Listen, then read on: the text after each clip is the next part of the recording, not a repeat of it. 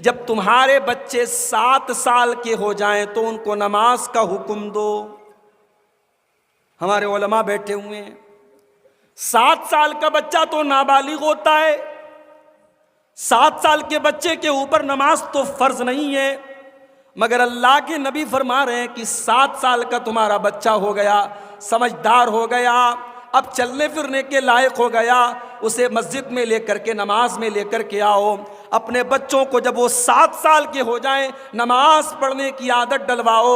وَاضْرِبُوهُمْ عَلَيْهَا وَهُمْ أَبْنَاءُ 10 سِنِينَ. اور جب تمہارے بچے 10 سال کے ہو جائیں اور نماز نہ پڑھے تو ان کی پٹائی کرو. 10 سال کا بچہ بھی نابالغ ہوتا ہے. 10 سال کے بچے کے اوپر نماز فرض نہیں ہے، مگر اللہ کے نبی تعلیم دے رہے ہیں کہ تمہارا بچہ اگر 10 سال کا ہو گیا ہے، چاہے لڑکا ہو چاہے لڑکی ہو، اسے آپ نماز اگر نہیں پڑھتا ہے تو پٹائی کرو، اس کو مارو. کس منہ سے ماریں گے؟ ہم تو خود نماز کے ٹائم دکان کے اوپر بیٹھے ہوئے ہیں، ہم تو خود نماز کے ٹائم موبائل میں لگے ہوئے ہیں. جب باپ خود نماز پڑھے گا تب تو اپنے بچوں کو نماز کا حکم دے گا. او لوگو، میرے نبی یہ تعلیم دے رہے ہیں کہ 7 سال کا تمہارا بچہ ہو جائے تو نماز کا حکم دو، اور 10 سال کا ہو جائے اور نماز نہ پڑھے تو اس کی پٹائی کرو. وَفَرِّقُوا بَيْنَهُمْ فِي الْمَضَاجِعِ. اور اگلا حکم سنو، اللہ کے نبی فرماتے ہیں جب بچے 10 سال کے ہو جائیں تو ان کے بستر الگ کر دو. بھئی اس میں کیا تعلیم ہے؟ اس میں کیا حکمت ہے؟ بچہ 10 سال کا ہو گیا اور اللہ کے نبی یہ حدیث جب بیان کر رہے ہیں تب موبائل کا دور نہیں تھا، تب انٹرنیٹ کا دور نہیں تھا، تب گندی فلموں کا دور نہیں تھا، تب 10 سال کے بچے موبائل پر ویڈیو نہیں دیکھتے تھے.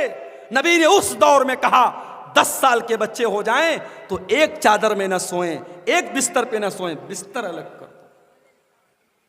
کیا تعلیم ہے میرے نبی کی، کتنی پوتر تعلیم ہے، کتنی پاک تعلیم ہے کہ 10 سال کے بچے ہو گئے ہیں ان کے بستر الگ کر دو تاکہ کسی قسم کے گندے کام کا خیال بھی ان کے دل اور دماغ میں نہ آئے. آج سماج میں یہ بھی ہو رہا ہے. وہ کام جسے حضرت لوط علیہ السلام کی قوم نے کیا تھا اور جس کام کی وجہ سے اللہ کا سب سے بھیانک عذاب آیا تھا، ایسا عذاب دنیا میں کسی قوم کے اوپر نہیں آیا تھا. پتھروں کی بارش ہوئی تھی، اور پتھر بھی کیسے برسے تھے؟ ہر پتھر کے اوپر نام لکھا تھا، یہ پتھر فلاں کے اوپر گرے گا، یہ پتھر فلاں کے اوپر گرے گا. جو پتھر جس کے نام کا تھا اس کی کھوپڑی پر گرتا تھا اور وہیں پر وہ ختم ہو جاتا تھا. اور اللہ نے پتھر کی بارش اتارنے کے بعد اس پوری بستی کو الٹ دیا تھا. اس قوم کا اپرادھ کیا تھا، اس قوم کا جرم کیا تھا؟ اس قوم کے اندر مرد کے ساتھ ناجائز سنبندھ بناتا تھا، اس قوم کے اندر اغلام بازی ہوتی تھی، اس قوم کے لڑکے لڑکوں سے تعلق بناتے تھے، اس قوم کے اندر یہ گندگی پائی جاتی تھی. اللہ کے نبی کیا حکم دے رہے ہیں؟ 10 سال کے بچے ہو جائیں بستر لگو. اور آگے بڑھیے،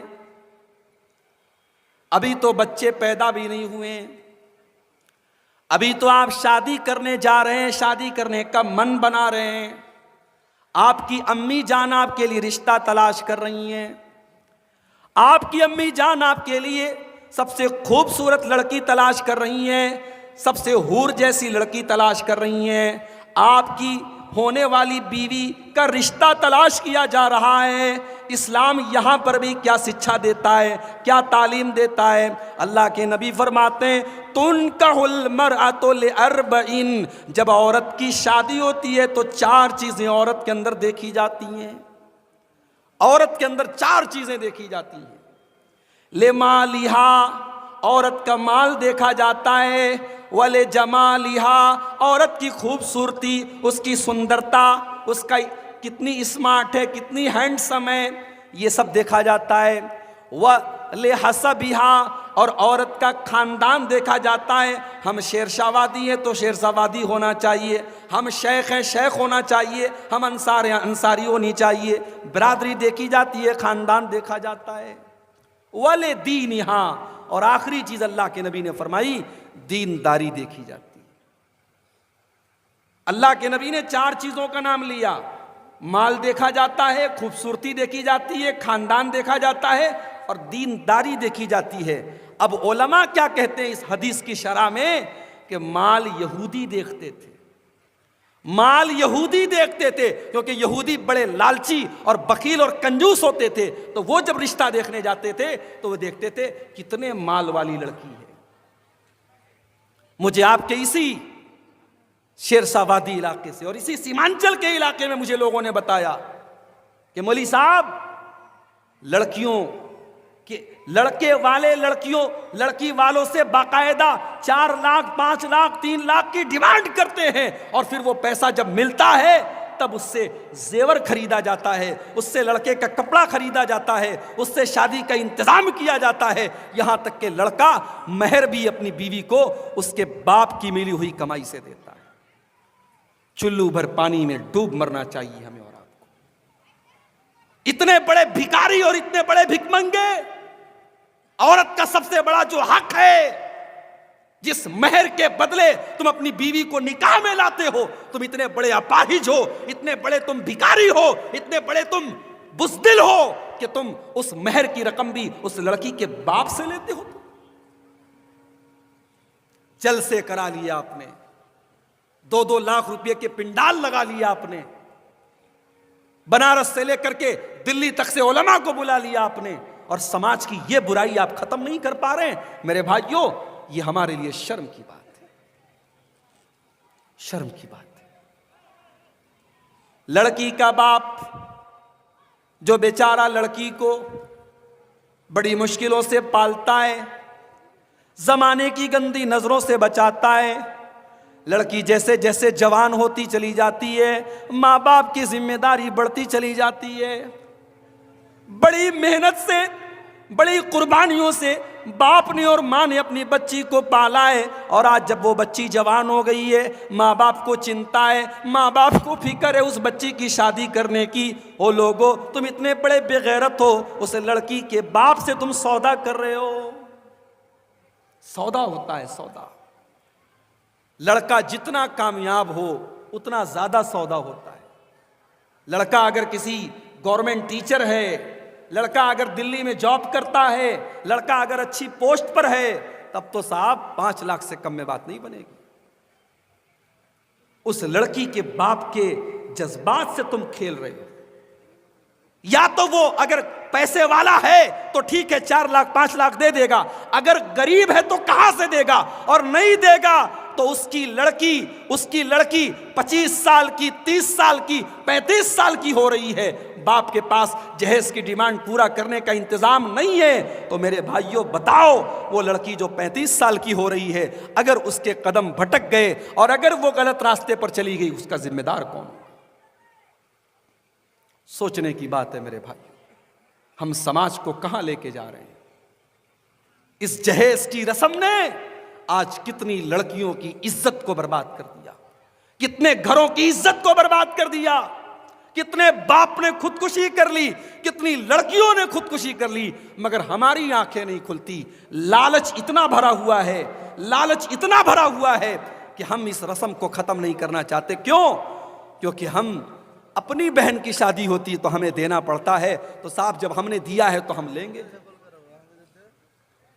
ایک بات نوٹ کر لو میری, دینے والے کی مجبوری ہو سکتی ہے, لینے والے کی کوئی مجبوری نہیں ہے. اگر آپ لڑکے والے ہیں اور آپ لے رہے ہیں تو یہ آپ کی مجبوری نہیں ہے, یہ آپ کی شرارت ہے, اور اللہ کے آپ کو اس کا جواب دینا پڑے گا. اللہ کے نبی فرماتے ہیں عورت کے اندر 4 چیزیں دیکھی جاتی ہیں. مال یہودی دیکھا کرتے تھے, خوبصورتی عیسائی دیکھا کرتے تھے, اور خاندان مکہ کے مشرکین دیکھا کرتے تھے. اور اسلام جب آیا تو اسلام نے خوبصورتی سے منع نہیں کیا, مال سے منع نہیں کیا, خاندان سے منع نہیں کیا، مگر اسلام نے سروپری سب سے اوپر کس چیز کو رکھا؟ فرمایا فَاظْفَرْ بِذَاتِ الدِّینِ، تم دیندار لڑکی کو اپنے گھر میں بہو بنا کر کے لاؤ، دیندار لڑکی کو لے کر کے آؤ۔ اگر آپ کے گھر میں پردہ نہیں ہے، دیندار لڑکی آئے گی، پردے کا ماحول بنائے گی۔ آپ کے گھر کے اندر اگر بے حیائی ہے، دیندار لڑکی آئے گی، شرم و حیا کا ماحول بنائے گی۔ اگر آپ کے گھر میں دن رات فلمی گانے سنے جاتے ہیں، اگر ایک ایسی لڑکی آئے گی جو دیندار ہے، انشاءاللہ وہ لڑکی گھر میں قرآن پڑھنے کا ماحول بنائے گی۔ تو اگر اپنے آپ کو اور اپنے پریوار کو جہنم کی آگ سے بچانا ہے تو شروعات یہاں سے کرنی ہے۔ اللہ کے نبی فرماتے ہیں کہ دیندار عورت کو تم اپنے گھر میں بیوی بنا کر کے لے آؤ، کامیاب ہو جاؤ۔ میرے پیارے ساتھیوں، دیندار عورت سے بڑا کوئی خزانہ نہیں ہے، دیندار عورت سے بڑی کوئی دولت نہیں ہے۔ اللہ کے نبی فرماتے ہیں لِيَتَّخِذْ أَحَدُكُمْ قَلْبًا شَاكِرًا وَلِسَانًا ذَاكِرًا وَزَوْجَةً مُؤْمِنَةً تُعِينُهُ عَلَىٰ أَمْرِ الْآخِرَةِ۔ او لوگو، اگر تمہیں خزانہ ہی بنانا ہے، تمہیں دولت ہی اگر اپنے گھر میں لانا ہے، تو 3 چیزوں کو خزانہ بنا لو، 3 چیزوں کو اپنے گھر میں اسٹور کر لو، 3 چیزوں کو اپنی دولت بنا لو، اپنی سمپتی بنا لو۔ قلباً شاکرا، اپنے سینے کے اندر ایسا دل پیدا کرو جو دل اللہ تعالیٰ کا شکریہ ادا کرنے والا ہو، جس دل کے اندر ہمیشہ اللہ تعالیٰ کا شکر ہو، ایسا دل پیدا کرو جو اللہ کا شکر ادا کرے، جس دل کے اندر ناشکری نہ ہو۔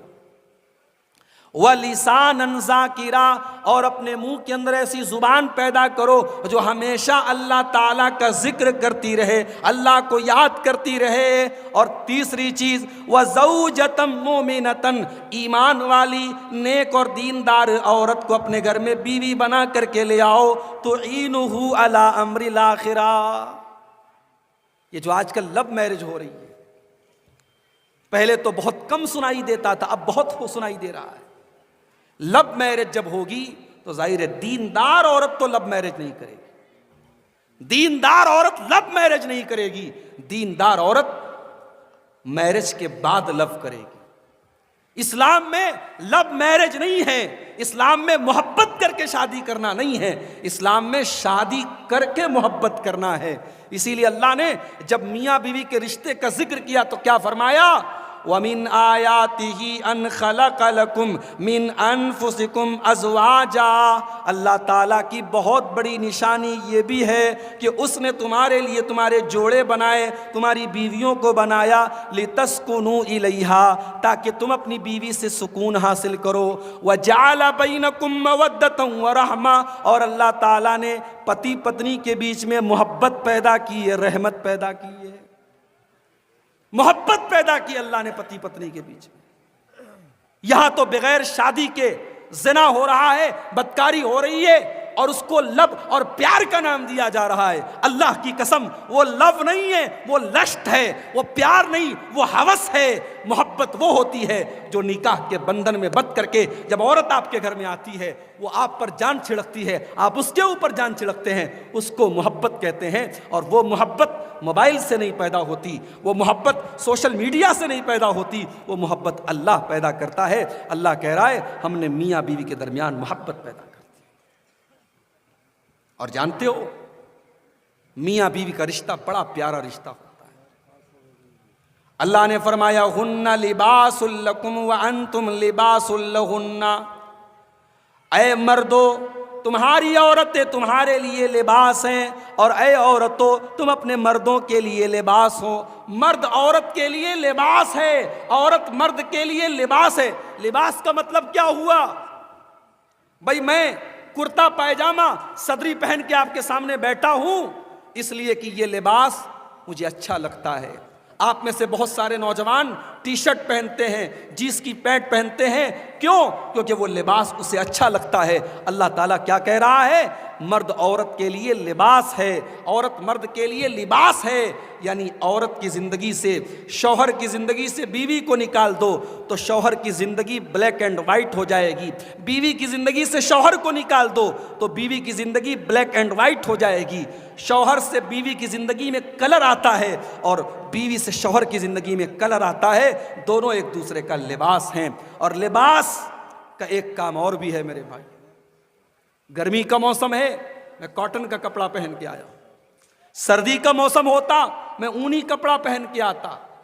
موسم کے حساب سے ہم کپڑا پہنتے ہیں، ہمیں کپڑا اور لباس موسم کے اثر سے بچاتا ہے، موسم کے نقصان سے بچاتا ہے۔ اب قرآن کی اس آیت پر ذرا غور کرو، ہن لباس لکم وانتم لباس لہن، مردوں کے لیے عورتیں لباس ہیں اور عورتیں مردوں کے لیے لباس ہیں۔ یعنی زمانے کی گندی نظروں سے بیوی کو شوہر بچاتا ہے، اور شوہر جب گھر کے باہر بے حیا لڑکیوں کو دیکھتا ہے اور جب گھر میں بیوی کے پاس آتا ہے اسے سکون مل جاتا ہے، اس کے دل کی بے چینی ختم ہو جاتی ہے۔ شوہر بیوی کو بچاتا ہے، بیوی شوہر کو بچاتی ہے۔ تو شادی کی بنیاد جہیز پر مت کرو میرے بھائی، شادی کی بنیاد دینداری پر کرو، اور شادی صحیح ٹائم پر کرو۔ لڑکا 20 سال کا ہو گیا، لڑکی 18 سال کی ہو گئی، شادی کر دو۔ ہمارے یہاں یہ ہوتا ہے پہلے نوکری مل جائے۔ کتنے لڑکے 30 سال کے ہو گئے، نوکری نہیں مل رہی ہے، تو کیا شادی نہیں کرو گے؟ بھائی مجھے بھوک لگی ہے، مجھے کھانا چاہیے، رات کو 10 بجے میں نے کھانا مانگا، کھانا نہیں ملا، 11 بج گئے، 12 بج گئے، رات کے 1 بج گئے، اور آپ آ کر کے مجھے تسلی دے رہے صاحب سو جائیے صبح آپ کو کھانا دیں گے، تو صبح تک تو میری حالت خراب ہو جائے گی۔ انسان کو ٹائم پر کھانا نہ ملے انسان کا بدن کمزور ہو جاتا ہے، انسان کو اگر پیاس لگے اور پانی نہ ملے انسان تڑپنے لگتا ہے۔ میرے بھائیوں، لڑکا جوان ہو گیا، لڑکی جوان ہو گئی، اللہ نے جسم کے کچھ تقاضے بنائے ہیں، اللہ نے جسم کی کچھ ضرورت بنائی ہے۔ مرد کو عورت کی ضرورت ہے، عورت کو مرد کی ضرورت ہے۔ آپ تقریر کر دینے سے، جلسہ کر دینے سے مرد کی ضرورت پوری ہونے والی نہیں ہے، عورت کی ضرورت پوری ہونے والی نہیں ہے۔ شادی کا علاج صرف اور صرف شادی ہے، اس لیے صحیح عمر پر آپ لڑکے لڑکیوں کی شادی کیجئے، بہت ساری برائیوں سے سماج پاک ہو جائے۔ آج شادی کرنے میں 1000 بار سوچنا پڑتا ہے۔ ہم نے شادی کو اتنا مہنگا بنا دیا، اتنا مشکل بنا دیا کہ شادی کرنے کے پہلے لڑکا اور لڑکی کے ماں باپ کو سوچنا پڑتا ہے، اور زنا کرنا اتنا آسان بن چکا ہے کہ چند روپیوں میں آج بند کمروں میں زنا ہو جاتا ہے۔ میرے پیارے ساتھیوں، ہمیں نکاح کو آسان بنانا ہوگا، اور اسی لیے اللہ کے نبی فرماتے ہیں اذا خطب الیکم ممن ترضون دینہ وخلقہ فزوجوہ، جب تمہارے لڑکا یا لڑکی کے لیے دیندار رشتہ مل جائے، اچھا رشتہ مل جائے تو جلدی سے تم شادی کر دو۔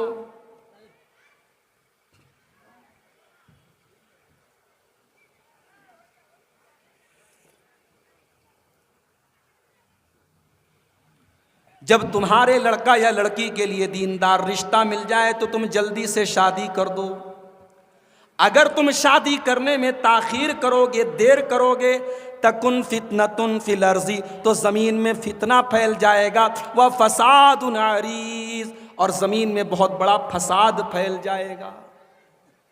اب شادی کی بات آئی ہے تو ایک بات اور کہنا چاہوں گا، ہمارے یہاں رشتہ لگا نہیں، لڑکے نے لڑکی کا نمبر حاصل کیا، بات چیت بھی کرنے لگے، ملاقات بھی کرنے لگے، اور کہیں کہیں تو سمجھو نکاح کے پہلے لڑکا یہ سمجھنے لگتا ہے لڑکی میرے لیے جائز ہو گئی۔ حرام ہے یہ کام کرنا۔ صرف رشتہ لگا ہے، صرف منگنی ہوئی ہے، آپ کو حق نہیں ہے کہ آپ لڑکی کے قریب جائیں میرے پیارے ساتھی۔ ہاں، رشتہ اگر لگ گیا ہے تو شریعت نے اس بات کی اجازت دی ہے کہ مرد عورت کو ایک بار دیکھ سکتا ہے۔ آج کا دور موبائل کا دور ہے، لڑکی والے فوٹو اگر بھیج دیں، لڑکے کو ایک نظر فوٹو دکھا دیا جائے مسئلہ حل ہو گیا. ایک نظر دیکھنے کی اجازت شریعت دیتی ہے تاکہ لڑکا بعد میں یہ نہ کہے میری مرضی کے خلاف میری شادی ہوئی ہے. لڑکا لڑکی کو ایک نظر دیکھ لے, لڑکی لڑکے کو ایک نظر دیکھ لے, شریعت اس بات کی اجازت دیتی ہے. اب آئیے اس پر ایک بڑا پیارا واقعہ آپ کو سناتا ہوں. اللہ کے نبی کے ایک صحابی تھے حضرت مغیرہ ابن شعبہ رضی اللہ تعالیٰ عنہ. حضرت مغیرہ ایک انصاری لڑکی کو نکاح کا پیغام بھیجتے ہیں. اللہ کے نبی کو پتہ چلتا ہے, ابن ماجہ کی صحیح روایت ہے, اللہ کے نبی حضرت مغیرہ سے کہتے ہیں اے مغیرہ انظرت الیہا, کیا تم نے اپنی ہونے والی بیوی کو دیکھا ہے؟ کہا نہیں ہے اللہ کے نبی, دیکھا تو نہیں ہے, دیکھا نہیں ہے. آپ نے کہا فانظر الیہا, جاؤ ایک بار اپنی ہونے والی بیوی کو تم دیکھ لو. فَإِنَّهُ أَجْدَرُ أَن يُؤْدَمَ بَيْنَكُمَا, اس لیے کہ جب تم ایک بار لڑکی کو دیکھ لو گے تو آگے رشتے میں محبت بنی رہے گی, محبت باقی رہے گی, رشتہ اچھا چلے گا. ایک بار تم لڑکی کو جا کر کے دیکھ لو. اب بہت غور سے سنیے گا, بہت بڑی اور بڑی اہم بات آپ کو بتانے جا رہا ہوں. شیرشاہ وادی قوم کے بیچ میں بیٹھا ہوں, بڑی پوائنٹ کی بات آپ کو بتانے جا رہا ہوں. ہمارے اس علاقے میں, سیمانچل کے اس علاقے میں ہمیں ایک چیز بہت کھلتی ہے میرے بھائیوں, اور بہت تکلیف بھی ہوتی ہے ہمیں اس بات پر کہ ہمارے یہاں پردہ تو ہے, میں یہ تو نہیں کہتا پردہ نہیں ہے, لیکن پردہ جتنا ہونا چاہیے اتنا پردہ نہیں ہے. مسلمان گھر کی لڑکی کالج جا رہی ہے, گلے پر گریبان پر اس نے ایک دوپٹہ ڈالا ہے, جوان لڑکی ہے اور کالج جا رہی ہے, اور کسی کو کوئی فرق نہیں پڑتا. لوگ کہتے ہیں ہمارے یہاں چلتا ہے, کوئی مسئلہ نہیں. وہاں کرناٹک میں ہماری بہنیں مکمل پردے میں اور مکمل نقاب میں کالج جاتی تھیں, اور آج جب ہائی کورٹ کا فیصلہ آ گیا, کتنی ہماری بہنوں نے اپنے پورے کیریئر کو داؤ پہ لگا دیا. وہ بیچاری ایگزام میں گئیں, اور ایگزام میں جب وہ ایگزامینیشن ہال میں جب جانے لگی, اور وہاں پر کالج کی طرف سے جب منع کر دیا گیا کہ آپ کو اپنا برقع اتارنا پڑے گا, آپ کو اپنا حجاب اتارنا پڑے گا, ان بہنوں نے ہماری, اللہ ان کی مدد کرے, اللہ ان کی مدد کرے, میرے بھائیوں, اپنی پوری زندگی کو داؤ پر لگا دیا. انہوں نے کہا نہیں, ہم حجاب تو نہیں اتاریں گے, ہم نقاب تو نہیں اتاریں گے, ٹھیک ہے تم ہمیں ایگزام نہیں دینے دیتے, ہم ایگزام نہیں دیں گے, ہم ایگزام کو قربان کرتے ہیں, ہم ڈگری کو قربان کرتے ہیں, ہم پڑھائی کو قربان کرتے ہیں, مگر ہم حجاب کو قربان نہیں کریں. ایک طرف ہماری وہ بہنیں اور ایک طرف ہمارا ماحول ایسا ہے. جوان لڑکیاں ہیں, گھر کے اندر کیسے رہتی ہیں میں نہیں جانتا. میں تو جلسے کے موقع پر آپ کے بیچ میں آتا ہوں, میں دیکھتا ہوں عورتوں کے پنڈال سے لڑکیاں نکل رہی ہیں, جوان لڑکیاں ہیں, اور بے پردہ نکل رہی ہیں, اپنی ماں کے ساتھ بے پردہ جا رہی ہیں. اور حیرت تو تب ہوتی ہے جب 60 سال کی اور 70 سال کی بوڑھی عورت, وہ تو چادر میں اور نقاب میں اور حجاب میں ہے, اور 20 سال کی جو جوان لڑکی ہے جس کو زیادہ پردہ کرنا چاہیے, وہ بغیر پردے کے جا رہی ہے. صحابہ کے دور کا پردہ کیسا تھا, ذرا اس واقعے سے آپ اندازہ لگائیے. حضرت مغیرہ کہتے ہیں کہ اللہ کے نبی نے مجھ کو اجازت دے دی کہ میں اس انصاری لڑکی کو ایک نظر دیکھ لوں. حضرت مغیرہ اس لڑکی کے گھر پہنچے, لڑکی کے باپ سے ملے, رشتہ طے ہو چکا ہے, حضرت مغیرہ ہونے والے داماد ہیں. حضرت مغیرہ نے کہا مجھے اللہ کے نبی نے بھیجا ہے, میں آپ کی بیٹی کو ایک بار دیکھنا چاہتا ہوں. حدیث کی الفاظ ہیں فَكَأَنَّهُمَا كَرِهَا ذَلِكَ. لڑکی کے ماں باپ کو یہ بات بہت بری لگی, حالانکہ جو دیکھنے آیا ہے وہ کوئی غیر نہیں ہے, وہ اسی لڑکی کا ہونے والا شوہر ہے, اور رشتہ ڈن ہو چکا ہے, رشتہ پکا ہو چکا ہے. لیکن میرے پیارے ساتھیوں, اس دور میں اور اس ماحول میں یہ بھی بہت بڑی بات تھی کہ ابھی نکاح نہیں ہوا ہے, ابھی شادی نہیں ہوئی ہے, یہ ہمارا ہونے والا داماد ہے, ابھی داماد ہوا نہیں ہے, یہ ہماری لڑکی کو کیسے دیکھ سکتا ہے؟ غور کرو وہ سوسائٹی کیسی تھی, وہ سماج کیسا تھا, اور آج ہمارا سماج کیسا ہے کہ لڑکی کے ماں باپ کو یہ بات بری لگی. کہ صاحب نہیں، ہم اجازت نہیں دے سکتے کہ ابھی نکاح ہوا نہیں، ابھی شادی ہوئی نہیں ہے اور آپ ہماری بیٹی کو دیکھنے کی بات کر رہے ہیں۔ حدیث کے الفاظ ہیں، لڑکی اندر پردے میں سے کہتی ہے کہ اگر یہ اللہ کے رسول کا حکم ہے، میری مائیں بہنیں غور سے سنیں، لڑکی اندر پردے سے کہتی ہے اگر یہ اللہ کے رسول کا حکم ہے تو پھر مجھے کوئی اعتراض نہیں ہے، تم مجھے ایک نظر دیکھو، میں پرمیشن دیتی ہوں، میرے ماں باپ تیار نہیں ہیں لیکن چونکہ اللہ کے رسول کا حکم ہے میں پرمیشن دیتی ہوں، تم مجھے ایک نظر دیکھ لو، لیکن ہاں اگر یہ اللہ کے رسول کا حکم نہیں ہے اور تم جھوٹ بول رہے ہو اور صرف تم مجھے دیکھنے کے لیے آئے ہو تو اقسم باللہ علیک، میں اللہ کا واسطہ دیتی ہوں کہ تم ایسا کام مت کرو۔ حضرت مغیرہ کہتے ہیں میں نے کہا کہ نہیں، میں اپنی طرف سے نہیں آیا ہوں، مجھے اللہ کے رسول نے بھیجا ہے۔ اس کے بعد میں نے لڑکی کو دیکھا، رشتہ پسند آیا اور ہماری شادی ہو گئی اور ہم بہت محبت سے رہنے لگے۔ تو شادی کے پہلے لڑکا اور لڑکی ایک دوسرے کو دیکھ سکتے ہیں، اور جو مہر کی رقم ہے وہ لڑکے کی کمائی سے ہونی چاہیے۔ یہ بھیک منگا پن ختم کرو کہ جہیز کی ڈیمانڈ کرتے ہو اور پھر اسی رقم سے آپ مہر تک کو آپ ادا کرتے ہیں، یہ طریقہ بالکل غلط ہے۔ آپ اپنے کٹیہار کے بڑے بڑے علماء سے پوچھ لیں، یہ طریقہ بالکل غلط ہے، اسلام میں اس کی گنجائش نہیں ہے کہ آپ لڑکی کے باپ سے رقم لے کر کے اس سے آپ مہر ادا کریں۔ تو آپ اپنے گھر والوں کو اگر جہنم کی آگ سے بچانا چاہتے ہیں تو میرے بھائیوں اس کی شروعات تو آپ کو اس سے کرنی پڑے گی کہ گھر میں نیک عورت کو آپ کو بیوی اور بہو بنا کر کے لانا پڑے گا۔ جب نیک عورت آپ کے گھر میں آئے گی، رمضان کا مہینہ ہوگا، آپ عشاء کی نماز پڑھ کے گھر چلے آئیں گے تو بیوی آپ کو ڈانٹے گی آپ نے تراویح کیوں نہیں پڑھی۔ آپ گھر میں بیٹھ کر کے موبائل میں لگے رہیں گے، بیوی آپ کو ڈانٹے گی اور بولے گی آپ قرآن کیوں نہیں پڑھ رہے ہیں۔ نماز کے ٹائم آپ گھر میں بیٹھے ہوں گے، آپ کی بیوی آپ کو نماز کی یاد دلائے گی۔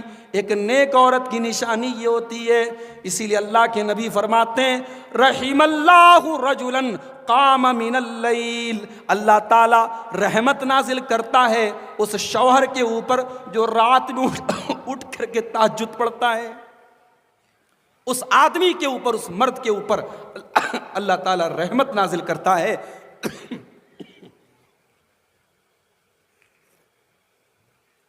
جو رات میں اٹھ کر کے تہجد پڑھتا ہے، اور اکیلے نہیں پڑھتا ہے، وَأَيْقَظَ امْرَأَتَهُ، اپنی اہلیہ کو، اپنی بیوی کو بھی اٹھاتا ہے، اور بیوی اگر اٹھنے سے انکار کر دیتی ہے تو بیوی کے چہرے پر پانی چھڑک دیتا ہے، چل اٹھ، چل تو بھی میرے ساتھ تہجد پڑھ۔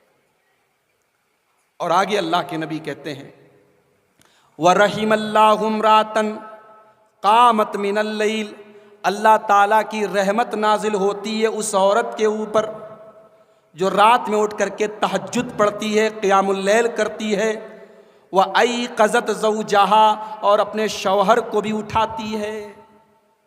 یہاں ایک مسئلہ نوٹ کر لیجئے آپ، آگے رمضان کا مہینہ آ رہا ہے، یہ سوال اکثر پوچھا جاتا ہے کہ شیخ صاحب یہ بتائیے رمضان میں ہم نے امام صاحب کے پیچھے تراویح پڑھ لی، اب تراویح پڑھنے کے بعد اگر ہم گھر میں آ کر کے رات میں تہجد پڑھنا چاہیں تو کیا ہم پڑھ سکتے ہیں؟ تو مسئلہ یاد کر لیجئے، تراویح اور تہجد دونوں الگ نمازیں نہیں ہیں، دونوں ایک ہی نماز کے دو الگ الگ نام ہیں۔ جس نماز کو ہم 11 مہینہ تہجد کہتے ہیں اسی نماز کو ہم رمضان میں تراویح کہتے ہیں، اور تہجد بھی ہمیں 8 اور 3 11 رکعت پڑھنی ہے، اور تراویح بھی ہم کو 8 اور 3 11 رکعت پڑھنی ہے۔ اور یہ بھی مسئلہ نوٹ کر لیجئے کہ رمضان کے مہینے میں تراویح کی نماز افضل یہ ہے، بہتر یہ ہے کہ آپ مسجد میں امام صاحب کے ساتھ پڑھیں۔ اچھا، اب میں یہاں ایک بات اور پوچھنا چاہتا ہوں، آپ کیا تراویح میں قرآن ختم ہوتا ہے کہ نہیں ہوتا ہے؟ کوئی بتائے بھائی؟ ہوتا ہے نا، الحمدللہ۔ کئی گاؤں ایسے ہیں بہار کے اور بنگال کے، بہار میں تو ابھی یہ بیماری کم ہے، بنگال میں ابھی مجھے لوگوں نے بتایا تراویح کیسی ہوتی ہے، سورہ تراویح ہوتی ہے، अलम तरा कैफ फ़अल रब्बुक बिअस्हाबिल फील, अल्लाह अकबर। एक सूरत पढ़ी, रुकू में चले गए। छोटी छोटी सूरतें पढ़ करके तरावी की नमाज खत्म कर दी जाती है। ये तरावी की नमाज ये नबी के तरीके के मुताबिक नहीं है मेरे भाई। अगर छोटी छोटी सूरतें पढ़नी है तो फिर क्या जरूरत है तरावी पढ़ने की? अल्लाह के नबी की तरावी लंबी होती है। जरूरी नहीं है आप कुरान खत्म करें, कुरान खत्म करना जरूरी नहीं है, फर्ज नहीं है, लेकिन इसका यह मतलब भी नहीं है कि आप अलम तरा कैफ फ़अल और कुल हुवल्लाहु अहद और इन्ना आतैना कल कौसर पढ़ करके आप तरावी की नमाज पढ़ें।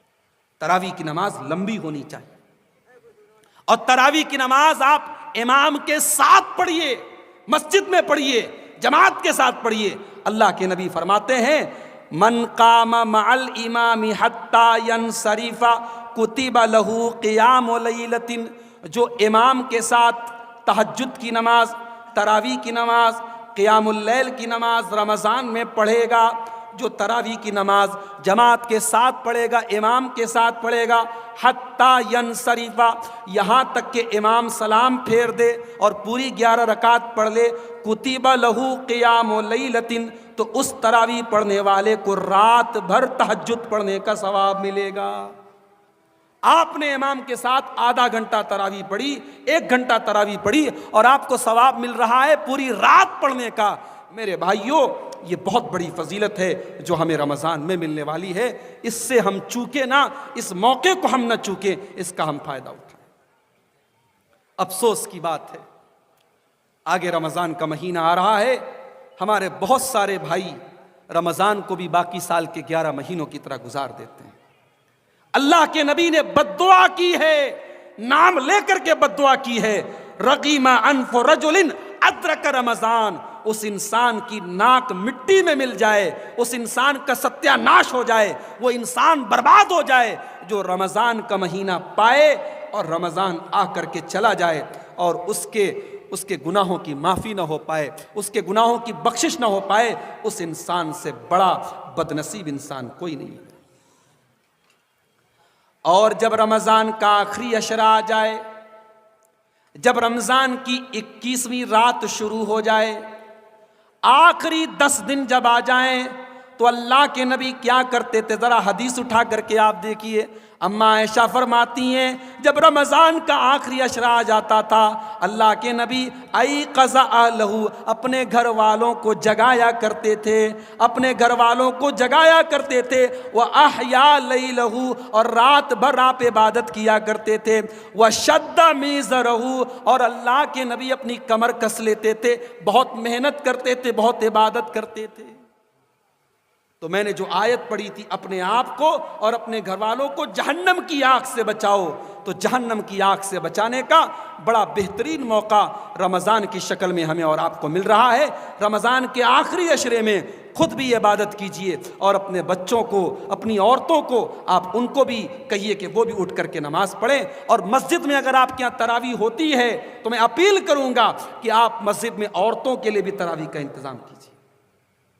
गांव देहात में मैं देखता हूं अक्सर जुमा की नमाज में मर्दों का इंतजाम है, औरतों का इंतजाम नहीं है। क्यों नहीं है मेरे भाई?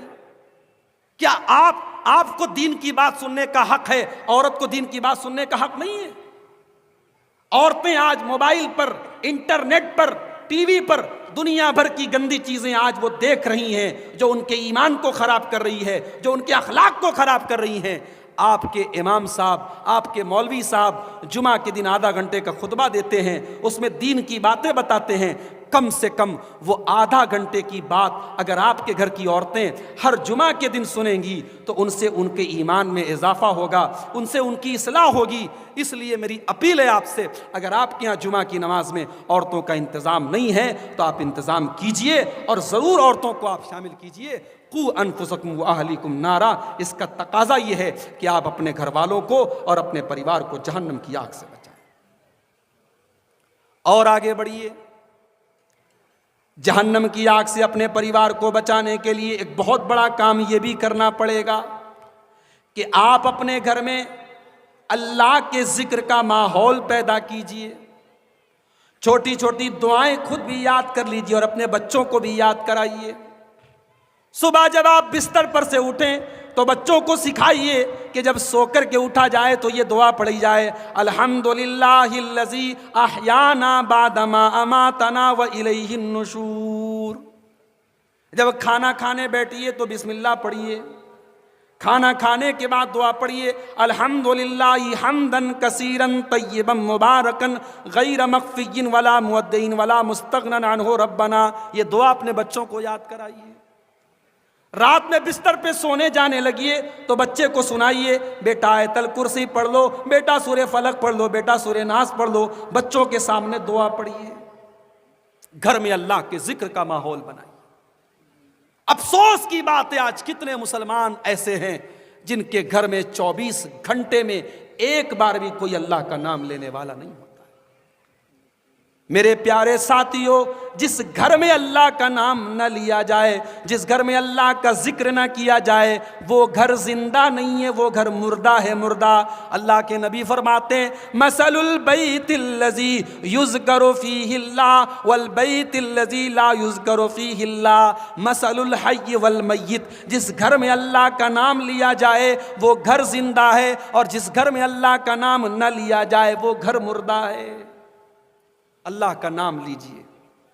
اور ایک بہت آسان طریقہ آپ کو بتا رہا ہوں، جب بھی آپ گھر میں داخل ہوئیے بسم اللہ پڑھ کے داخل ہو، اور جب گھر سے نکلنے لگیے تو یہ دعا پڑھیے، بسم اللہ توکلت علی اللہ لا حول ولا قوت الا باللہ۔ ارے آدھا منٹ بھی نہیں لگا، آسان سی دعا ہے، یاد کر لیجئے، جب بھی گھر سے نکلیے یہ دعا پڑھ کے نکلیے۔ کیا فائدہ ہوگا اس کا؟ اللہ کے پیارے نبی فرماتے ہیں کہ جب آپ یہ دعا پڑھ کے گھر سے نکلیں گے، بسم اللہ توکلت علی اللہ لا حول ولا قوت الا باللہ، تو فرشتے کہتے ہیں کہ اے اللہ کے بندے، قد کفیتا و وقیتا، تو نے ایسی دعا پڑھی ہے کہ اب شیطان تیرے پاس نہیں آ سکتا ہے۔ تو نے اپنے آپ کو اللہ تعالیٰ کے سرکشا کوچ میں ڈال دیا، اللہ کے پروٹیکشن میں ڈال دیا، تو اللہ کے سرکشا کے گھیرے میں آ گیا، اب شیطان تیرا کچھ نہیں بگاڑ سکتا۔ یہ چھوٹی سی دعا ہے، اسے یاد کر لیجئے، اور گھر سے جب آپ نکلیے تو اس کو پڑھیے، اور جب گھر میں جائیے تو بسم اللہ پڑھ کے جائیے، اور جب رات ہو جائے تو جتنے برتن وغیرہ، پانی کے جتنے برتن ہیں ان کو بسم اللہ پڑھ کے ان کا منہ بند کر دیجئے، گھر کا دروازہ بسم اللہ پڑھ کر کے بند کر دیجئے، گھر کے چراغ کی بتی یا لائٹ آف کریے، بسم اللہ پڑھ کے آف کیجئے۔ اللہ کے نبی کہتے ہیں جس چیز پر اللہ کا نام لے کر کے اس کو بند کر دیا جائے، شیطان اس کو کھول نہیں سکتا ہے۔ اللہ کے ذکر کا ماحول اپنے گھر میں پیدا کیجئے میرے بھائی، گھر میں نماز کا ماحول پیدا کیجئے۔ مسجد میں ضرور نماز پڑھیے، لیکن سنت نمازیں گھر میں پڑھنے کی عادت ڈالیے۔ فجر کی نماز میں آپ مسجد میں جا رہے ہیں، گھر میں 2 رکعت سنت پڑھ کر کے مسجد میں جائیے۔ ظہر کی نماز کا ٹائم ہے، گھر میں 4 رکعت سنت پڑھ کر کے مسجد میں جائیے، گھر میں سنت نمازیں پڑھیے۔ اللہ کے نبی فرماتے ہیں افضل صلاۃ المرء فی بیتہ الا المکتوبہ، انسان فرض نماز کے علاوہ سنت اور نفل نمازیں اپنے گھر میں پڑھے، یہ اس کے لیے افضل اور بہتر ہے۔ اور عورتوں سے گزارش کروں گا، ماں بہنوں سے گزارش کروں گا کہ جب وہ مصلی بچھائیں تو ایک چھوٹا سا مصلی اپنی 5 سال کی منی کے لیے بھی بچھا دیں، اپنی 6 سال کی بٹیا کے لیے بھی ایک چھوٹا سا مصلی خرید لیں، تاکہ جب ماں نماز پڑھے تو وہ چھوٹی سی 6 سال کی بچی وہ بھی دوپٹہ باندھ کر کے وہ بھی نماز اپنی ماں کے بغل میں پڑھے، تاکہ اس بچی کے دل میں نماز کی محبت پیدا ہو۔ جانتے ہو اللہ نے قرآن میں ایک دعا سکھائی ہے، بڑی پیاری دعا ہے، ربنا ہب لنا من ازواجنا وذریاتنا قرۃ اعین۔ اے ہمارے رب، تو ہمارے بیوی بچوں کو ہماری آنکھوں کی ٹھنڈک بنا دے، وَاجْعَلْنَا لِلْمُتَّقِينَ إِمَامًا، اور اے اللہ تو ہمیں متقیوں کا امام بنا دے۔ یہ دعا سکھائی اللہ نے قرآن میں۔ آپ کے بیوی بچے آپ کی آنکھوں کی ٹھنڈک کب بنیں گے میرے بھائی؟ جب آپ فجر کی نماز میں مسجد میں جائیں گے اور آپ کا بیٹا پہلی صف میں امام کے پیچھے بیٹھا ہوگا، وہ منظر دیکھ کر کے آپ کا دل باغ باغ ہو جائے گا اور آپ کی آنکھوں کو ٹھنڈک ملے گی۔ جب آپ کی جوان بیٹی گھر سے پردے میں نکلے گی تب آپ کی آنکھوں کو ٹھنڈک ملے گی۔ جب آپ کی بیوی صبح سویرے گھر میں مصلی پر بیٹھ کر قرآن کی تلاوت کرے گی تب آپ کے آنکھوں کو ٹھنڈک ملے گی۔ اے اللہ تو ہمارے بیوی بچوں کو ہماری آنکھوں کی ٹھنڈک بنا دے، یہ دعا سکھائی اللہ کے پیارے نبی۔ تو قرآن کیا کہہ رہا ہے؟ قُوا أَنفُسَكُمْ وَأَهْلِيكُمْ نَارًا، اپنے آپ کو اور اپنے گھر والوں کو جہنم کی آگ سے بچاؤ۔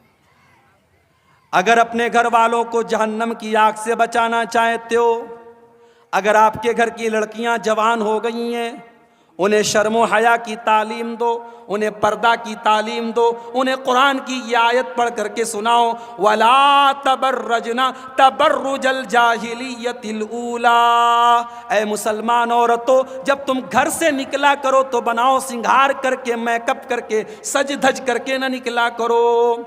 گھر کے باہر جب تم نکلو تو سج سنور کر کے، میک اپ کر کے اور بناؤ سنگھار کر کے نہ نکلا کرو۔ اور آگے کیا کہا؟ وَأَقِمْنَا الصَّلَاةَ، اور اے عورتوں تم نماز قائم کیا کرو، وَآتِينَا الزَّكَاةَ، اور زکوٰۃ بھی تم ادا کیا کرو۔ آج ہماری بہت ساری عورتیں ہیں، ان کے پاس 7.5 تولہ سونا ہے، ان کے پاس 52.5 تولہ چاندی ہے، مگر اس کی زکوٰۃ وہ نہیں نکالتی ہیں کیونکہ ان کو مسئلہ پتہ ہی نہیں ہے۔ یاد رکھو میری ماں بہنوں، اگر آپ کے پاس 7.5 تولہ یعنی 85 گرام یا اس سے زیادہ سونا ہے، چاہے وہ آپ کے زیور کی شکل میں ہو، چاہے وہ سونے کے سکے کی شکل میں ہو، چاہے وہ سونے کے بسکٹ کی شکل میں ہو، اگر آپ کے پاس 85 گرام یا اس سے زیادہ سونا ہے تو اس کی زکوٰۃ آپ کو دینا پڑے گا۔ اور اگر آپ نے اس کی زکوٰۃ نہیں دی، اللہ کے نبی فرماتے ہیں کنگن کی زکوٰۃ آپ نے نہیں دی تو جہنم کی آگ کا کنگن پہنایا جائے گا۔ اگر آپ نے اپنے گلے کے ہار کی زکوٰۃ نہیں دی تو سونے کی جگہ جہنم کی آگ کا ہار آپ کے گلے میں ڈالا جائے گا۔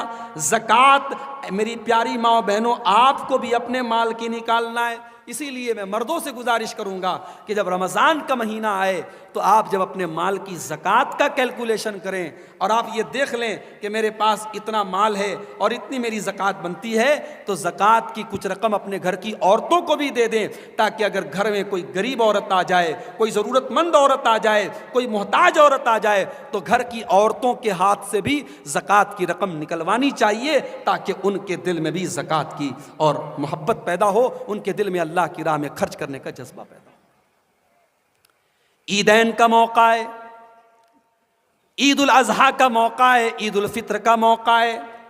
اللہ کے پیارے نبی عورتوں کے درمیان تقریر کر رہے ہیں، خطبہ دے رہے ہیں، اور خطبے میں اللہ کے نبی کہتے ہیں تصدقنا، اے عورتوں تم صدقہ کرو، تم دان کرو، تم خیرات کرو، فإنی رأیتکن اکثر اہل النار، میں نے تم کو جہنم کی اندر تم کو زیادہ دیکھا ہے۔ جب نبی نے یہ حدیث پڑھ کے سنائی، حدیث کے الفاظ ہیں، عورتوں نے اپنے کانوں کی بالیاں اتار کر کے اللہ کی راہ میں دے دی، اپنے سونے کے زیورات اور اپنے گلے کے ہار انہوں نے اتار کر کے اللہ کی راہ میں دے دیے۔ عورتوں کے اندر اگر جذبہ پیدا ہو جائے، مردوں کو بھی وہ پیچھے چھوڑ دیتی ہے۔ میرے بھائیوں، اگر عورت کے اندر دین پر چلنے کا جذبہ پیدا ہو جائے، حضرت ام حبیبہ کو دیکھو، صحیح مسلم کی روایت ہے، حضرت ام حبیبہ کہتی ہیں میں نے اللہ کے نبی کو یہ فرماتے ہوئے سنا ہے، جو دن رات میں 12 رکعت نماز پابندی سے پڑھے، جو دن رات میں 12 رکعت نماز پابندی سے پڑھے، اللہ تعالیٰ اس انسان کو جنت میں محل عطا فرمائے گا۔ یہ کون سی 12 رکعت نماز ہے؟ یہ فجر کے پہلے 2 رکعت جو سنت پڑھی جاتی ہے وہ ہے، اور ظہر کے فرض کے پہلے 2 رکعت کر کے 4 رکعت، اور ظہر کے بعد 2 رکعت وہ پڑھی جاتی ہے، اور مغرب کی فرض کے بعد 2 رکعت، اور عشاء کی فرض کے بعد 2 رکعت پڑھی جاتی۔ یہ ٹوٹل 12 رکعت ہے۔ اگر یہ 12 رکعت کوئی پابندی سے پڑھے، اللہ کے نبی سے حضرت ام حبیبہ کہتی ہیں میں نے سنا کہ اللہ کے نبی کہتے ہیں اس کو جنت میں محل ملے گا۔ اب میری ماں بہنوں ذرا غور کرنا، ام حبیبہ یہ جب حدیث بیان کرتی ہے تو کیا کہتی ہیں؟ فما ترکتہن منذ سمعتہن من رسول اللہ صلی اللہ علیہ وسلم، جب سے میں نے اللہ کے رسول سے یہ حدیث سنی ہے، جب سے میں نے اللہ کے رسول کی زبان سے یہ حدیث سنی ہے، یہ 12 رکعت نماز میں نے کبھی نہیں چھوڑی۔ اللہ اکبر۔ ایک عورت کہہ رہی ہے، ایک عورت کہہ رہی ہے کہ میں نے یہ 12 رکعت نماز کبھی نہیں چھوڑی جب سے نبی کی زبان سے میں نے سنا ہے۔ میرے پیارے ساتھیوں، اگر عورت کے اندر جذبہ پیدا ہو جائے، وہ مردوں سے بھی زیادہ دین کے لیے محنت کرتی ہے۔ ہمارے بنارس میں ایک مسجد ہے، 150 سال پرانی مسجد ہے، اہل حدیث کی مسجد ہے۔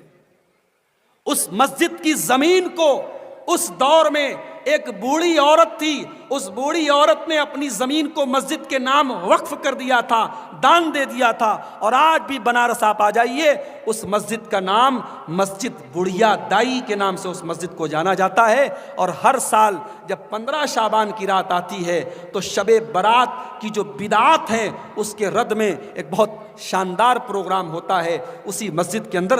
مسجد اہل حدیث بڑھیا دائی کے نام سے وہ مسجد مشہور ہے۔ ایسی عورتیں بھی تھیں جنہوں نے اپنی پوری زمین اللہ کی راہ میں وقف کر دی۔ میرے پیارے ساتھی، تو اپنے آپ کو اور اپنے گھر والوں کو جہنم کی آگ سے بچاؤ، اور بچانے کے لیے گھر کے اندر ایسی عورتوں کا ہونا میرے پیارے بھائیوں بہت ضروری ہے۔ اسی طریقے سے اگر آپ یہ چاہتے ہیں کہ آپ کے گھر والے جہنم کی آگ سے بچ جائیں تو اپنے گھر کی جوان لڑکیوں کو پردے کا حکم دیجئے۔ آپ کی لڑکی اگر 13-14 سال کی ہو چکی ہے اور شریعت کی نظر میں وہ بالغ ہو چکی ہے، شریعت کی نظر میں ایک لڑکی کے بالغ ہونے کی جو پہچان ہے وہ پہچان اس لڑکی کے اندر اگر ظاہر ہو چکی ہے تو یاد رکھیے اس لڑکی کے اوپر پردہ کرنا واجب ہے۔ آپ یہ کہہ کر کے مت ٹال دیجئے ابھی تو 14 سال کی، ابھی تو 15 سال کی میری لڑکی، ابھی اس کی عمر ہی کیا ہے، وہ جوان ہو چکی ہے، وہ بالغ ہو چکی ہے، اور شریعت کی نظر میں اس کے اوپر پردہ واجب ہے۔ اور پردہ ہی نہیں، رمضان کا روزہ بھی جوان لڑکی کے اوپر فرض ہے۔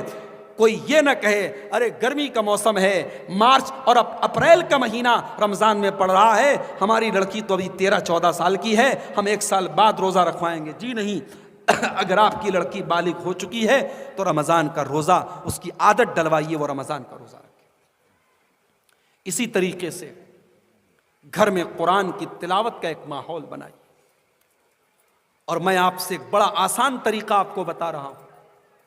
آنے والے رمضان کے مہینے میں آپ اگر بہت زیادہ ثواب حاصل کرنا چاہتے ہیں لیکن آپ بزی آدمی ہیں، آپ مزدور آدمی ہیں، آپ کے پاس سمے کم ہے، ٹائم کم ہے، تو میں آپ کو ایک بڑا آسان طریقہ بتاتا ہوں۔ آپ کو کچھ نہیں کرنا ہے، ہر نماز کے پہلے اور ہر نماز کے بعد آپ 10-10 منٹ کا ٹائم نکالیے۔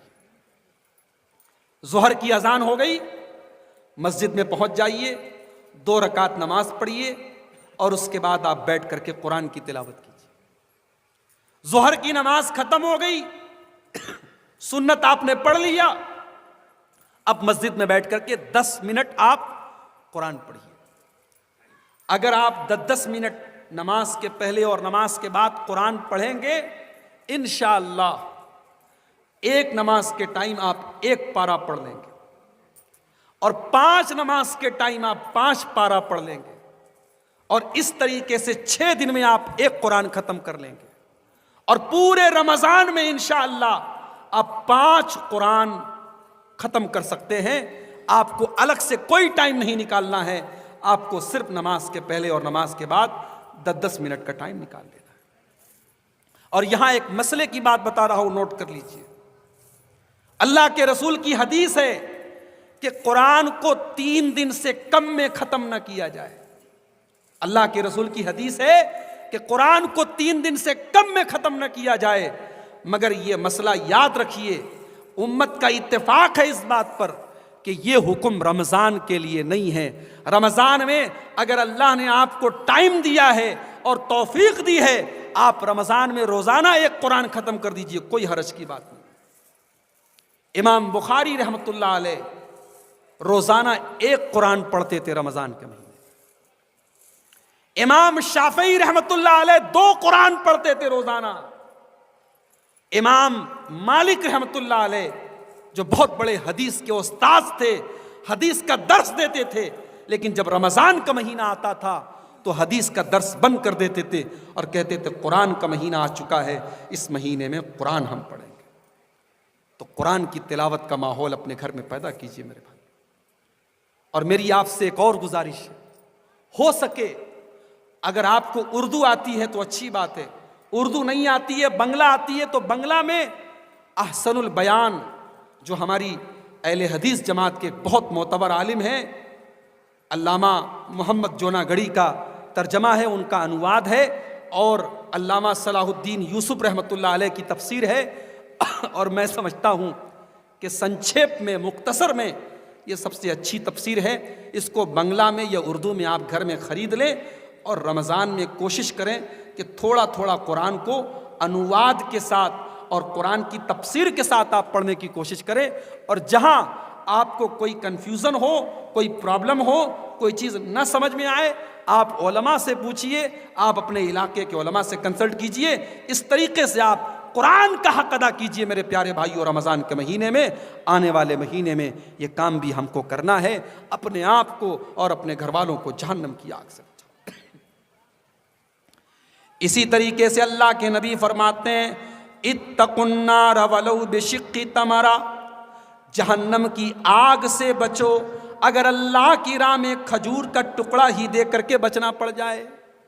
آج ہمارے دل بہت چھوٹے ہو گئے، آج ہمارے دل بہت چھوٹے ہو گئے۔ مارکیٹ میں اور بازار میں جب ہم جاتے ہیں تو ہماری پرس میں سے 500 کا نوٹ نکلتا ہے، ہماری پرس میں سے 2000 کا نوٹ نکلتا ہے، لیکن جب اللہ کی راہ میں صدقہ اور دان کرنے کی بات آتی ہے تو ہم 10 کی اور 20 کی نوٹ نکالتے ہیں۔ بیچارہ 10 کا نوٹ بھی پریشان ہے، وہ کہتا ہے کہ میری شکل تو بس مسجد میں نظر آتی ہے۔ میرے بھائیو، اللہ نے اگر آپ کو نوازا ہے تو اپنا دل کھول کر کے اللہ کی راہ میں خرچ کیجئے۔ اور خاص طور سے رمضان کے مہینے میں اللہ کے پیارے نبی کے بارے میں حضرت عبداللہ بن عباس کہتے ہیں کہ جب رمضان کا مہینہ آتا تھا اور اللہ کے نبی حضرت جبریل سے قرآن کا دور کرتے تھے اور قرآن سنا کرتے تھے، تو رمضان کے مہینے میں اللہ کے نبی اتنا زیادہ دان کرتے تھے، اتنا زیادہ اللہ کی راہ میں پیسہ خرچ کرتے تھے کہ تیز چلنے والی آندھی اور ہواؤں سے بھی زیادہ اللہ کے پیارے نبی رمضان کے مہینے میں خرچ کرتے تھے۔ تو صدقہ اور خیرات بھی رمضان کے مہینے میں خوب کیجئے۔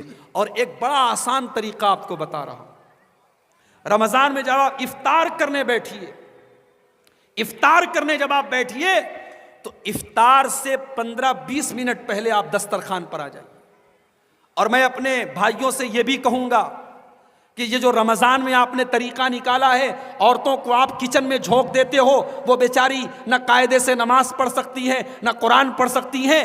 رمضان کھانے پینے کا مہینہ نہیں ہے میرے بھائی، رمضان عبادت کا مہینہ ہے۔ ٹھیک ہے، آپ نے 2-4 آئٹم بنوا لیے، بہت اچھی بات ہے، لیکن عورتوں کو کچن میں بالکل جھونک دیا جائے اور وہ نماز نہ پڑھ سکیں، وہ تلاوت نہ کر سکیں، یہ طریقہ صحیح نہیں ہے۔ آپ افطار کے 20 منٹ پہلے، 25 منٹ پہلے دسترخوان پر بیٹھ جائیے اور اللہ سے دعا کیجیے۔ رمضان میں آپ روزے کی حالت میں ہیں، آپ صبح فجر کے ٹائم سے بھوکے پیاسے ہیں، آپ اللہ سے دعا کیجئے، آپ کی دعا قبول ہوگی، کیونکہ اللہ کے لیے آپ بھوکے ہیں، اللہ کے لیے آپ پیاسے ہیں، اللہ آپ کی دعا کو نہیں لوٹائے گا۔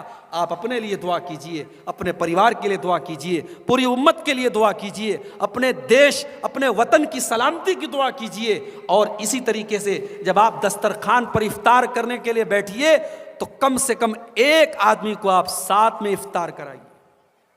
کوشش کیجئے کہ روزانہ ایک آدمی کو کم سے کم آپ کسی دوست کو بلا لیجئے، کسی رشتہ دار کو بلا لیجئے، کسی پڑوسی کو بلا لیجئے، ایک آدمی کو آپ افطار کرائیے۔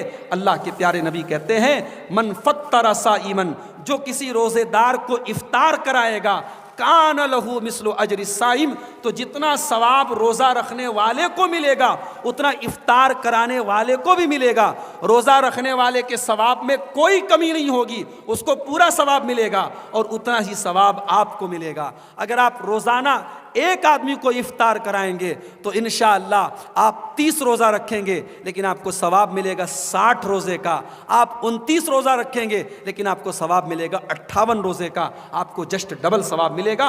اتنا بڑا یہ موقع نیکی کو کمانے کا ہمیں مل رہا ہے. اس سے ہم اور آپ میرے بھائیوں پیچھے نہ رہیں. اور ایک آخری چیز بیان کر کے بات ختم کرنے جا رہا ہوں. قرآن کی وہ آیت پھر سے آپ کو یاد دلا رہا ہوں. اپنے آپ کو اور اپنے گھر والوں کو جہنم کی آگ سے بچاؤ. کیسے بچائیں گے بھائی ہم؟ اپنے گھر والوں کو، اپنے بیوی بچوں کو یہ سبق بھی دو کہ بیٹا دیکھو، کوئی دیکھے یا نہ دیکھے اللہ دیکھ رہا ہے. دنیا میں کسی کا کیمرہ چالو ہے کہ نہیں چالو ہے؟ اللہ کا کیمرہ چالو ہے. دنیا کے کیمرے خراب ہو سکتے ہیں، بند ہو سکتے ہیں، اللہ کا کیمرہ کبھی بند نہیں ہو سکتا. اللہ کا کیمرہ کیسا ہے؟ یعلم خائنۃ الاعین وما تخفی الصدور. وہ اللہ تعالی تمہاری آنکھوں کی چوری کو بھی جانتا ہے. جب تم راستے میں چل رہے تھے تمہاری آنکھیں کہاں کہاں دیکھ رہی تھی، تم اپنی آنکھوں سے کہاں کہاں دیکھ رہے تھے، اللہ کو سب پتا ہے. وما تخفی الصدور. اللہ کو صرف آنکھوں کا حال نہیں پتا ہے، اللہ کو دل کے اندر کا حال پتا ہے، دل کے اندر کیا چل رہا ہے. وَإِنَّ عَلَيْكُمْ لَحَافِظِينَ كِرَامًا كَاتِبِينَ يَعْلَمُونَ مَا تَفْعَلُونَ. اللہ تعالیٰ نے تمہارے عمل کو ریکارڈ کرنے کے لیے اپنے فرشتوں کو مقرر کر دیا ہے، کرامن کاتبین کو مقرر کر دیا ہے. اور کرامن کاتبین تمہارے ایک ایک عمل کو ریکارڈ کر رہے ہیں، لکھ رہے ہیں. تمہاری ایک ایک حرکت پر کرامن کاتبین کی نظر ہے.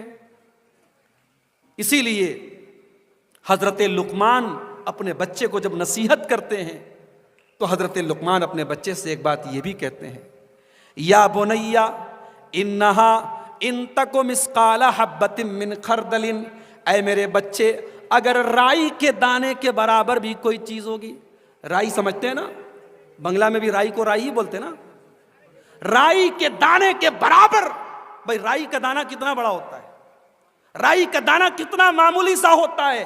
حضرت لقمان اپنے بچے سے کہتے ہیں کہ اے میرے بچے، اگر رائی کے دانے کے برابر کوئی چیز ہے اور وہ کسی چٹان میں چھپی ہوئی ہے، آسمان میں ہے، زمین میں ہے، یاتی بہ اللہ، تو اس رائی کے دانے کو بھی اللہ تعالیٰ سامنے لے آئے گا. ان اللہ لطیف خبیر. اللہ تعالیٰ باریک سے باریک چیزوں کی خبر رکھنے والا ہے.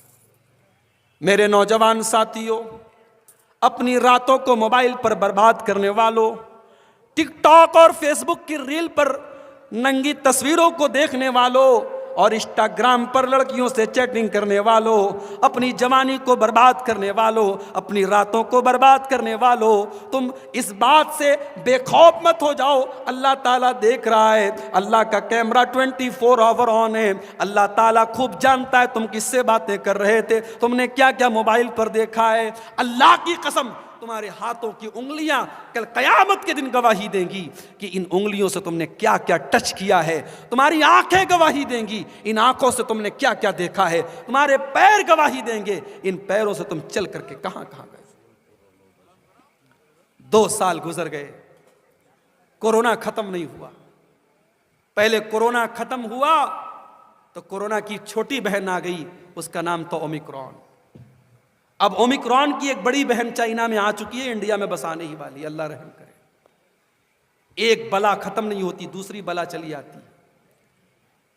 کورونا کے دور میں ہم نے دیکھا ہمارے اتر پردیش میں گنگا ندی کے باہر ہمارے غیر مسلم بھائیوں کی لاشیں تیرتی تھی. اتنی بڑی تعداد میں لوگوں کی موت ہوتی تھی کہ مردے کو جلانے کے لیے جب ہمارے غیر مسلم بھائی جاتے تھے تو لمبی لمبی لائن لگتی تھی. اور صرف غیر مسلموں کی بات نہیں ہے، ہم نے اپنے بنارس میں دیکھا کہ ایک ایک دن میں 15 لوگوں کے مرنے کا اعلان ہوتا تھا لاؤڈ اسپیکر میں. ہم نے وہ حالات بھی دیکھے ہیں میرے پیارے ساتھی. اور جب کورونا کے دور میں ہم نے جنازے اٹھائے تو 70 سال کے بوڑھے کا جنازہ بھی ہم نے اٹھایا اور ہم نے 20 سال کے جوان کا جنازہ بھی اٹھایا. ہم نے جوانوں کے جنازے بھی اٹھائے ہیں. اس لیے میرے نوجوان ساتھیوں، بے فکر مت ہو جانا کہ ابھی تو ہم جوان ہیں، ابھی تو ہماری عیاشی کے دن ہیں، ابھی تو موج مستی کرنے کے دن ہیں. لکھوا کر کے نہیں آئے ہو اللہ تعالیٰ کے یہاں سے کہ بوڑھے ہو جاؤ گے تب مرو گے. کیا پتا کہ آج رات میں آپ اپنے بستر پہ سونے جائیں اور کل صبح آپ اٹھ ہی نہ پائیں. کیا پتا کہ کب کون سی زندگی کی شام آخری شام بن جائے. اس لیے میرے بھائیوں اللہ سے ڈرو اور کوشش کرو کہ اپنے کام کو اپنے سمے کو ہم صحیح چیزوں میں لگائیں. ہم کوئی ایسا کام کر کے اللہ کے یہاں نہ جائیں کہ اس کام کو کرتے وقت اگر ہماری موت ہو جائے تو کل ہم اللہ کو منہ نہ دکھا سکیں. آخری حدیث سنا رہا ہوں, بات ختم کر رہا ہوں. اللہ کے نبی کیا فرماتے ہیں؟ کل عبد یبعث علی ما مات علیہ. بندہ جس حال میں مرے گا اسی حال میں اللہ کے یہاں اٹھایا جائے گا. مان لو ایک لڑکا موبائل پر گندی چیز دیکھ رہا ہے, اللہ نہ کرے اسی حال میں موت آ گئی. اب کل قیامت کے دن جب وہ اٹھے گا اس کے ہاتھ میں وہی موبائل ہوگا اور وہی گندی تصویر وہ دیکھ رہا ہوگا اور اسی حال میں کل اللہ کی بارگاہ میں اٹھے گا. میرے بھائیوں یہ حدیث ہمیں اور آپ کو کچھ سوچنے پر مجبور کرتی ہے. کل عبد یبعث علی ما مات علیہ. بندہ جس حال میں مرے گا اسی حال میں اٹھایا جائے گا. اللہ کے نبی حج کر رہے تھے, ایک صحابی احرام کی حالت میں تھے, لبیک اللہم لبیک پڑھ رہے تھے اور اپنی سواری کے اوپر سے گرے اور گرتے ہی انتقال ہو گیا. اللہ کے نبی نے صحابہ سے کہا ان کو کفنانے کی ضرورت نہیں ہے, ان کو کفنانے کی ضرورت نہیں ہے, ان کو نہلانے کی ضرورت نہیں ہے, ان کو اسی احرام کے کپڑے میں دفن کر دو. فَإِنَّهُ يَأْتِي يَوْمَ الْقِيَامَةِ مُلَبِّيًا. اس لیے کہ یہ جب کل قیامت کے دن اٹھیں گے تو لبیک اللہم لبیک یہ کہتے ہوئے یہ اٹھیں گے. میرے پیارے ساتھیوں, کورونا نے ہم کو سکھایا ہے موت کا کوئی بھروسہ نہیں ہے. اس لیے جو آیت میں نے آپ کے سامنے پڑھی تھی سورہ تحریم کی آیت نمبر 6, اس آیت کو یاد کر لیجئے اور اسے اپنے دماغ کے بلیک بورڈ پر لکھ لیجئے, اپنے دماغ کے بورڈ پر لکھ لیجئے کہ قو انفسکم واہلیکم نارا. اپنے آپ کو اور اپنے گھر والوں کو ہمیں جہنم کی آگ سے بچانا ہے. آئیے ہم اللہ سے دعا کریں رب العالمین ہمیں توفیق دے کہ ہم اپنی اور اپنے بچوں کی, اپنے پریوار کی, اپنے بیوی بچوں کی ہم فکر کریں, انہیں جہنم کی آگ سے بچانے کی ہم فکر کریں. اللہ تعالی ہم میں سے جو بیمار ہیں ان کو شفائے کامل عاجل عطا فرمائے. جو روزی روٹی سے پریشان ہیں اللہ ان کے کاروبار میں برکت نصیب فرمائے. یہ مدرسہ تجوید الفرقان جس کی تعمیر اور ترقی اور جس کے چندے کے لیے آج کا یہ پروگرام ہوا, اللہ اس مدرسے کو دن دونی رات چوگنی ترقی عطا فرمائے. اللہ تعالیٰ اس مدرسے سے فارغ ہونے والے بچوں کو دین کا عالم اور حافظ بنائے. اللہ ہم سب کو جو اس جلسے میں آ جائے, مردوں کو بھی اور عورتوں کو بھی, اللہ سب کے دل کی جائز مرادوں کو پوری فرمائے. اللہ سب کو گناہوں سے بچائے, دنیا اور آخرت کے فتنوں سے بچائے.